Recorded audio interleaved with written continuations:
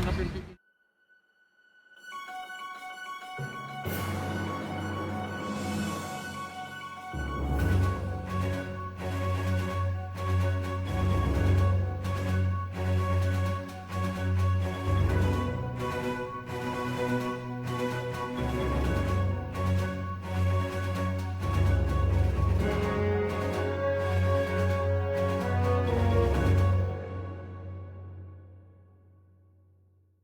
Apa bang? Ya, yang pasti pertama-tama bisa lihat sendiri ya, saya merinding, saya sangat-sangat prihatin kepada saudara kita Bro Vicky, karena Vicky adalah bagian dari kami, teman-teman di Himpunan Advokat Muda Indonesia. Melihat apa yang dialami oleh Vicky saat ini adalah memang sesuatu yang bisa dikatakan timpang ya. Artinya dia juga sudah cerita sedikit sama saya dari awal peristiwa, dan memang statusnya pada saat itu kan memang masih sebagai seorang suami ya. Sekarang suami mana yang mengetahui atau melihat secara langsung adanya seorang laki-laki ya di dalam di dalam rumah bersama dengan istrinya. Saya rasa itu siapapun laki-lakinya atau suaminya marah itu sangat wajar.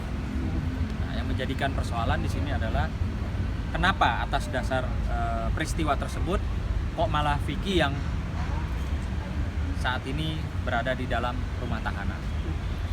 Nah, itu tentunya silahkan dikonfirmasi kepada kuasa hukumnya. Kebetulan kami tidak menangani. Walaupun pada hari saat Vicky mau ditahan, ibunya Bu Emma menghubungi saya.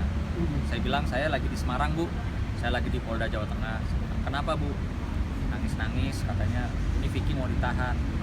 Saya tanya, siapa yang mendampingi? Saya bilang, kalau Vicky tidak didampingi bisa ditahan, ya itu satu hal mungkin karena awam hukum ya. Makanya saya tanya siapa yang mendampingi. Kalau sudah ada yang didampingi, sudah ada yang mendampingi Vicky, saya bilang nggak usah khawatir Bu, aman saya bilang. Kalau seorang pengacara sudah mendampingi, saya bilang aman Bu, nggak usah panik, nggak usah khawatir.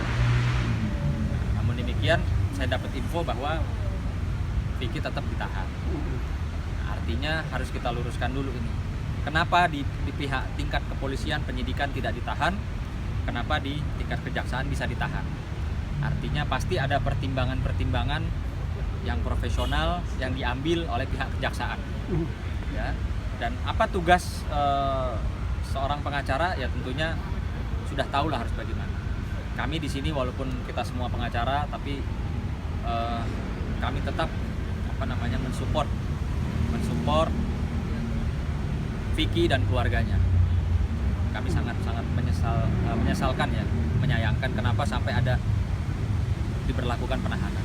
Mungkin dalam waktu dekat ya, saya juga tadi malam baru pulang, dalam waktu dekat hari ini juga barusan ibunya telepon saya, Bang minta waktu kita ketemu ngobrol. Ya sudah, pastilah Bu, kan setelah ada histori berapa lama Vicky dulu, sebelum Vicky menjadi seorang artis terkenal top ibu kota saat ini, juga yang menemani Vicky zaman dulu kan ya kita ya. Artinya histori itu saya bilang Bu, kita ini udah bukan pengacara sama klien sama Vicky, kita ini udah kayak keluarga besar saya bilang. Jadi kapanpun apapun selagi kami bisa membantu pasti kita akan bantu. Ya, teman-teman. Ini segera dalam waktu segera lah kita akan jenguk Vicky dan ya coba kita tanya kenapa ini bisa sampai terjadi penahanan kan.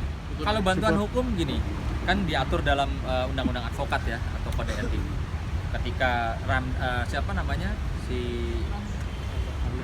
ketika pengacaranya itu sudah mendampingi klien, kawan kita Vicky, ya kita serahkan saja, berikan kepercayaan penuh saja sama pengacaranya kan gitu. Dan kita tidak boleh istilahnya masuk untuk membantu Vicky karena itu diatur dalam kode etik. Artinya walaupun kita di luar tidak menjadi tim kuasa hukum tapi support ya, terus kita doakan juga supaya cepat selesai lah gitu, cepat keluar daripada persoalan-persoalan. Sebenarnya saya tidak berkapasitas untuk menjawab, namun demikian kalau dilihat dari sisi itu kan tentunya kewenangan ya, kewenangan dan kebijakan. Yang dimana sebenarnya kekhawatiran seorang Vicky untuk melarikan diri persentasenya kecil, karena dia seorang public figure yang tiap hari ada di televisi dan punya tanggung jawab ya, kontrak, berdasarkan kontrak. Jadi ya itu tentunya berdasarkan pertimbangan ya atau kebijakan profesional dari pihak kejaksaan. Ini yang pasti semenjak kasus ini kan saya maupun teman-teman di HAMI kan tidak pernah pegang, tidak pernah menjadi kuasa hukum atau pengacara daripada Vicky untuk persoalan ini.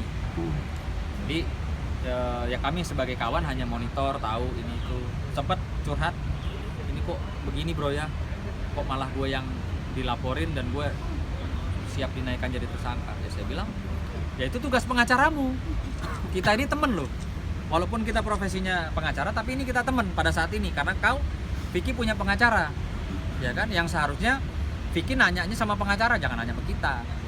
Ini kan masalah rumah tangga ya. Masalah rumah tangga yang kami pun tahu batasan. Saya sahabat Vicky betul, tapi saya kan bukan sahabat dari Bu Angel gitu. Artinya ada batasan yang masalah rumah tangga kami tidak mau campur.